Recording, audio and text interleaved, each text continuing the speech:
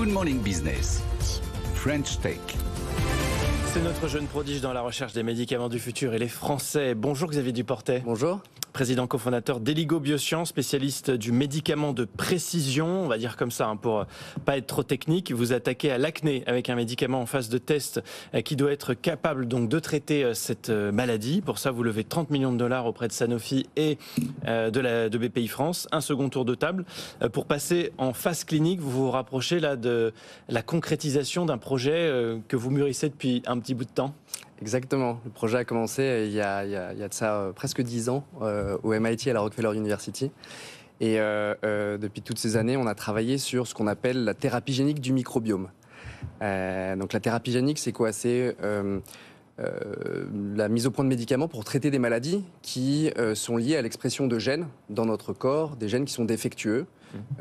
Et ce dont on s'est rendu compte depuis quelques années maintenant, c'est qu'un de nos organes, qu'on appelle le microbiome, qui est composé de trilliards de bactéries, des bactéries qui cohabitent avec nous sur notre peau, dans notre intestin, dans nos poumons, eh bien ces bactéries, elles expriment certains gènes parfois qui déclenchent ou aggravent des maladies. Et nous, ce qu'on a mis au point, c'est une nouvelle approche qui utilise CRISPR. Cette technologie, ces petits ciseaux, c'est des ciseaux microscopiques qui peuvent découper l'ADN. C'est votre techno, ça ? Alors, c'est une techno qui a été découverte au début des années 2010. Ouais. Et nous, on a été les premiers à montrer qu'on pouvait l'utiliser pour découper le génome des bactéries et les tuer. Okay. Et donc, la plateforme technologique qu'on a développée nous permet de créer des petits robots moléculaires qui vont livrer CRISPR, ces petits ciseaux, dans les bactéries qui nous habitent. Et une fois dans ces bactéries, ces petits ciseaux vont découper des gènes qui causent des maladies, par exemple. On est dans l'infiniment petit. On est dans l'infiniment petit. Et donc, on va réparer en gros ce microbiome. Okay. Oui, on s'approche de la concrétisation, puisque justement ce financement avec Sanofi Ventures, qui est le bras armé de financement de Sanofi, la BPI avec le fonds Innobio 2, Khosla Ventures, un gros fonds de la vallée, et ces ventures nous financent pour qu'on avance, pour qu'on amène notre premier candidat en clinique pour traiter l'acné modéré à sévère. Quand ? C'est quoi le calendrier sur lequel vous tablez ? Et ça va donner lieu concrètement, à la fin, à quel type de médicaments ? Alors, on a un financement aujourd'hui pour 2 ans.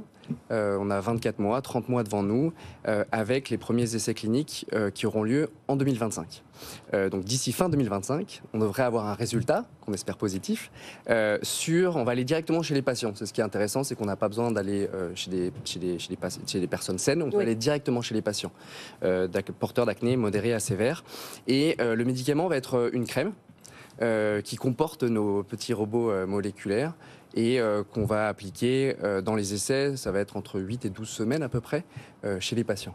Xavier, on le connaît bien hein, sur BFM Business, on l'avait fait venir en 2015-2016, ouais, absolument, au moment où il avait été désigné comme les chercheurs les plus prometteurs par le MIT justement, donc c'était une fierté française aussi. Mais moi je me souviens qu'à l'époque, ce que vous nous proposiez, c'était lutter contre l'antibiorésistance. C'était des médicaments à tête chercheuse qui pourraient être plus efficaces que les antibiotiques pour aller cibler de manière extrêmement précise les bactéries. Donc il y avait un enjeu de santé publique qui était absolument considérable, une révolution médicale.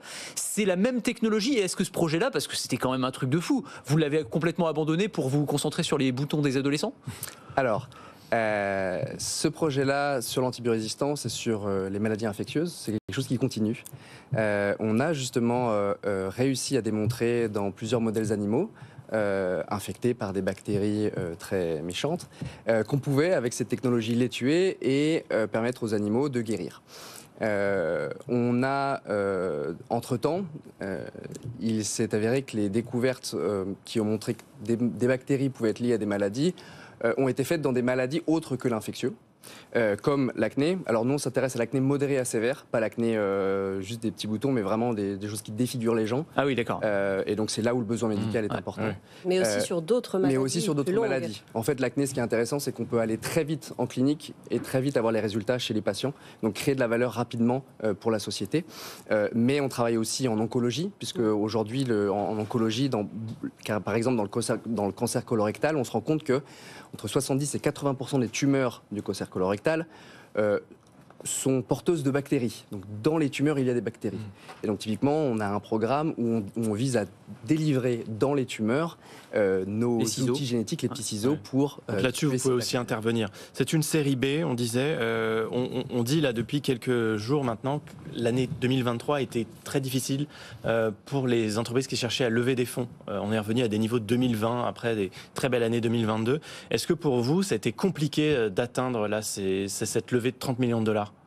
Alors, je pense qu'on est tous un peu dans le même bateau en ce moment. C'est plus compliqué qu'il y a 3 ans. Mais après, je pense que quand on a un projet qui a de l'ambition et qui peut être transformatif pour un domaine, aujourd'hui on parle des maladies inflammatoires comme l'acné, mais aussi du cancer ou des maladies auto-immunes sur lesquelles on travaille, qu'on a un projet qui tient la route avec de la science solide derrière. Pour nous, on est arrivé à convaincre un gros fonds américain de nous rejoindre et